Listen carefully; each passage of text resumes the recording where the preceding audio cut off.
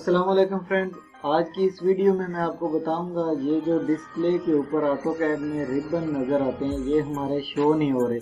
तो इनको आपने किस तरह शो करना है, आपने सिंपल सा कमांड बार में क्लिक करके रिबन लिखना है। बस रिबन जैसे ही आप लिखेंगे ये देखें रिबन के ऊपर आपने क्लिक करना है और ये हमारे पास सारे के सारे रिबन जो है ये हमारे पास शो हो गए। अगर इनको आपने हाइड करना है तो आपने कुछ नहीं करना, कर्सर को ये जो है ना स्क्रीन के सेंटर में ला के आपने रिबन लिखना है। जैसे ही आप रिबन लिखेंगे तो ये नीचे दूसरे नंबर पे है रिबन क्लोज। जैसे ही मैं इसको क्लिक करूंगा और वहां से हमारे रिबन सारे क्लोज हो जाएंगे। ये देखें जी हमारे रिबन यहाँ से क्लोज हो गए।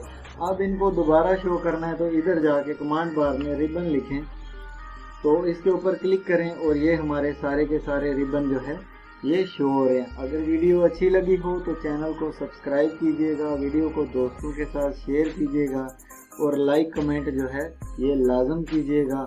अपना बहुत सारा ख्याल रखिएगा। मिलते हैं नेक्स्ट वीडियो में। खुदा हाफिज़।